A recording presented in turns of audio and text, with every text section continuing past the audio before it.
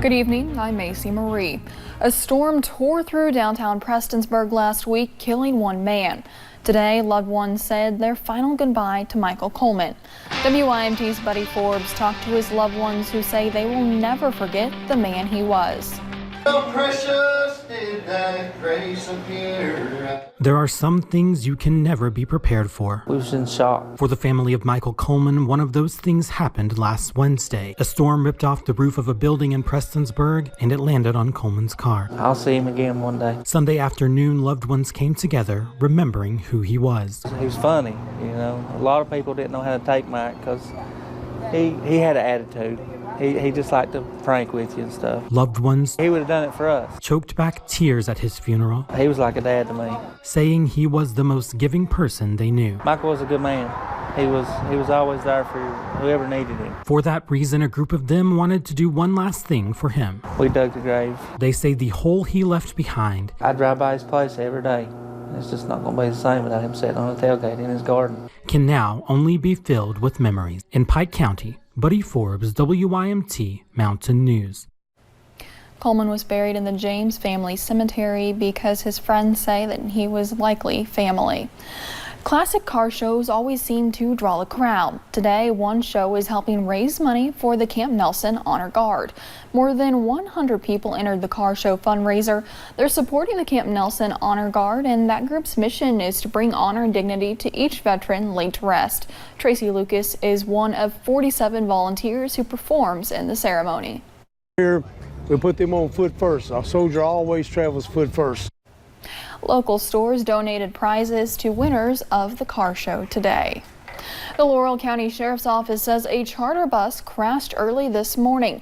And here's a photo one of our viewers sent us of that crash. Dispatch tells us the bus flipped over on its side near the intersection of Highway 192 and London Dock Road. 7 people are reported to have minor injuries. No other vehicles were involved. A California inmate who claims to have killed more than 90 people across the U.S. has been indicted for the deaths of 2 Ohio women. Officials say Samuel Little is linked to crimes dating back decades. Little reportedly confessed to killing a 3rd woman in Cleveland and then dumping her body between Cleveland and Akron. Investigators are still working to find and identify the woman.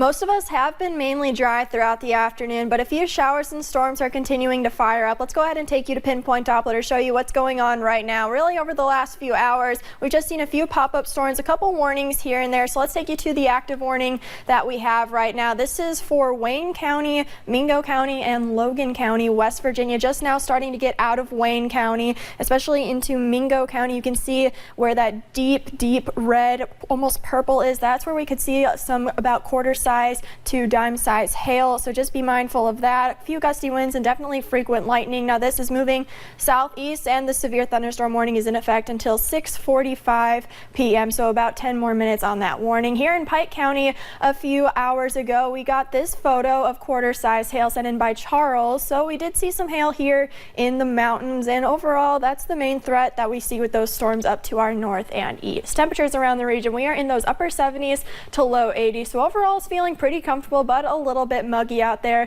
That's what's helping to fire off some of those showers and storms. But by tonight, we'll start to clear out, dry out, and cool down. And I'll tell you what our high temperature is for tomorrow. Might shock you. Coming up in just a little bit, Macy. All right, thank you, Callie. A big change could be coming to UK sporting events. The Southeastern Conference announced a change to its alcohol sales policy.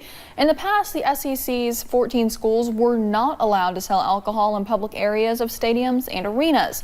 Now it's up to the schools to decide. Kentucky has not said which way they're going to go. But what happens to places that already have alcohol sales? Garrett Weimer takes a closer look. The SEC's new rules leaves up to each school to decide whether or not they want to sell beer and wine during sporting events. But if UK decides to, they'll hardly be the first. I think everybody has alcohol before the football game anyway, so it just makes more sense for UK to make more money. The University of Louisville's senior associate athletic director told our partners at the Herald Leader U of L sold alcohol at games for more than 36 years. And adding alcohol at college stadiums and arenas has been an increasing trend in the last decade. It can be a lucrative decision for them, designed in part to boost attendance and revenue. Some major universities report more than $1 million a year in alcohol sales, but obviously it has to be done responsibly. At minor league baseball games at Whitaker Bank Ballpark, where they already do serve alcohol, the president of the Lexington Legends says one of the most important steps to take is making sure those serving alcohol are trained well. So the more that we can train them, familiarize them, make sure that they're vigilant and responsible, the better for everyone. According to Inside Higher Ed, Ohio State and West Virginia universities both reported a decline in ejections and security problems at their football stadiums after they started selling alcohol. On the other hand, a study of the University of Colorado at Boulder showed the number of incidents dropped there after they banned sales of alcohol. That university reintroduced alcohol sales in 2014. UK President Deli Capilouto says officials will consider the issue over the next few months to try to come to the right decision for the school, student athletes, and fans. At UK, Garrett Weimer, WKYT. If UK does decide to sell alcohol at sporting events, they will still face some SEC restrictions. They can only sell beer and wine, and vendors cannot sell in the seats. There is also a time limit for alcohol sales. Sales must stop for football at the end of the third quarter. For basketball, it stops at the 12-minute timeout in the second half. And for baseball sales, it ends in the middle of the 7th inning. Fishing, not just for fun, but also for a good cause. Day 2 of the 5th annual Casting for Kids fishing tournament took place on Paintsville Lake today. WYMT's Laura McCord talked with the men who put this event on and say that getting to see the kids smile makes all the hard work worth it.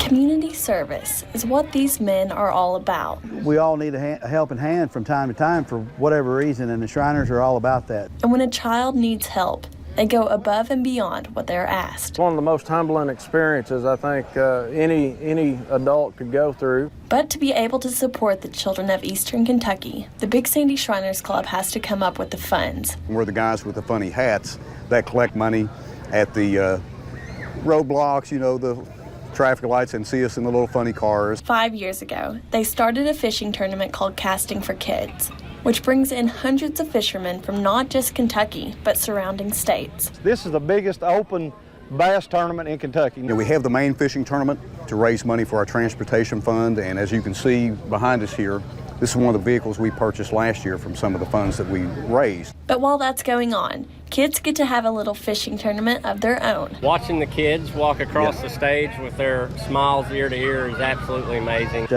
Just like to see those little kids come across the stage with those little fish. Though this event is a whole lot of hard work, the reward of it is us getting to see these smiling faces. The smiles make it worthwhile. In Johnson County, Lauren McCourt, WYMT Mountain News. Last year's tournament director Chris Ferguson says they raised more than $80,000 and they hope to make just as much coming up this year. Vice President Mike Pence says he does not know why there would be a basis for Congress to pursue impeachment against the president. Growing numbers of Democrats in Congress are calling for impeachment proceedings to begin, arguing the special counsel investigation demonstrated President Trump's committed impeachable offenses. But Pence on today says the issues that former FBI Director Robert Mueller investigation are, quote, entirely over. Pence also says that the administration gave, quote, full cooperation to the investigation despite the president's refusal to submit an in-person interview with the special counsel. Democrats gathered for a convention in California this weekend. More than a dozen Democratic presidential hopefuls showed up, making their pitch in the most delicate rich state in the nation. California Senator Kamala Harris, who grew up in the Bay Area, welcomes that competition. Great thing about California Democrats and California voters is they make decisions based on issues. They make decisions based on the connection to the relevancy of what you're talking about and their lives. Also on the minds of California Democrats, impeaching President Trump. Despite being a hometown favorite, House Speaker Nancy Pelosi got booed by some in the crowd because she's holding back on impeachment. But she assured her fellow Democrats that at least in the House, President Trump will be held accountable for his actions. And in other political news, Secretary of State Mike Pompeo met with Swiss officials today during his tour through Europe. Earlier this week, Pompeo met with German Chancellor Angela Merkel to discuss tensions between the U.S. and Iran. And still to come on Mountain News Weekend Edition, we have the latest details about the mass shooting in Virginia Beach. Storms will be coming to an end soon, and so are the warm temperatures. I'll let you know more about our temperature relief on the way coming up.